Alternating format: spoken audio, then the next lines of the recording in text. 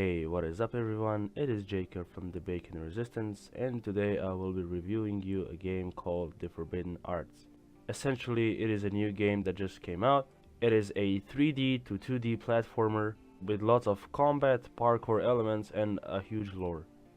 The Forbidden Arts is an action-adventure platformer with a deep lore and a focus on discovery and exploration. When the hero of the game, Phoenix, seeks the counsel of a druid to make sense of his visions, she awakens the latent pyromancy with him. This begins an epic journey from Phoenix's humble beginnings to leading a powerful party on a mission to save the world. Channel your pyromancer flame to cast the devastating spells upon enemies and bosses, protect yourself from harm, and manipulate the environment. Explore massive worlds with the ability to save your progress nearly anywhere and anytime. You can test your agility as you scale walls, jump gaps, climb vines, and maneuver through several distinct environments filled with obstacles and challenges. Progress through a captivating storyline following a young man who seeks the truth about himself and finds a great adventure of ancient magic. Embark on quests from friendly NPCs and solve puzzles you encounter along the way. You can discover long-forgotten secret items and locations to unlock abilities and earn achievements. You basically proceed through the map, interact with NPCs that tell you stories and lore about the game and why you are really here. The game has a very important parkour element to it, since while every platformer has that. It will take you some time to get used to the controls and how to really jump over obstacles. One thing that I've figured out is sometimes it is enough to spam the spacebar and you will easily get over objects.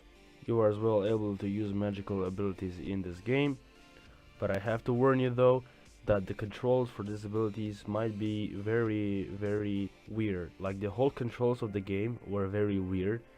I was always used to moving around with W, A, S and D and attacking with the left and right mouse button. But in this game it is completely different. You move around using the up and down, left and right keys. You can attack with the X button and use different abilities with Z, I and other keys on your keyboard. A playstyle like that was very hard for me to get used to, but if you guys are already used to it, then that will make no problem. So as you proceed throughout the world, you will learn new abilities that will help you a lot when facing other monsters in the game. Sometimes you as well have to solve some puzzles, which do take some time to figure out correctly. One thing that I as well found very weird about the game was how the 3D and 2D types were very mixed up.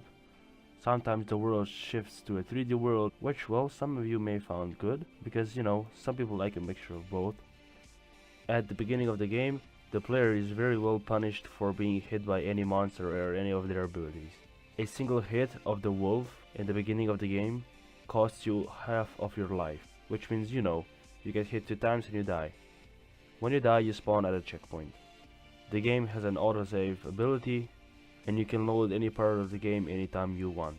You can as well start a new game anytime you want. If you're bored or if you completed the game, you can always start a new game. The game keeps being updated, so the developers are very good people. The Forbidden Arts is updated regularly, with 2 people being the developers, a man and his wife. I'll post a picture of the new updates coming around the next week, and I'll as well post a picture of the developer and his wife, so that you'll see that these are pretty nice people. When reviewing the game's news, I really get that feel that this couple really cares about the game. They respond to questions, they note everything that is going to be changed in the new update. They as well have a good lore explained. It explains to you a lot of elements of the game. Forbidden Arts does not have a huge requirement to be played. It's only 2 GB of RAM, while the recommended amount is 4 GB, and for the other requirements I'll just post the picture here in the video. A game controller is not required to play the Forbidden Arts, but it is highly recommended. Well, so my conclusion, this game is a retro looking platformer, which kind of, you know, reminds you of the old Nintendo days, or maybe if you played the first Xbox or PlayStation 1, where these types of games were very popular. I guess the developers enjoyed playing RuneScape, Mario or Zelda, because I really see the game as a combination of these 3.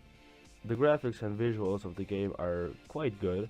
Although one thing I would suggest fixing is the combat system, because I really personally don't think it is at a good state right now. I mean, what the combat system really is you and your opponent standing next to each other and just auto attacking and using abilities, such like in the RuneScape days, which, to be honest, does not really provide you with a dynamic play. Maybe the game could use more guidance towards where the player should be moving to, so that you're not really lost the first 20-30 minutes of the game, because well, that happened to me a lot.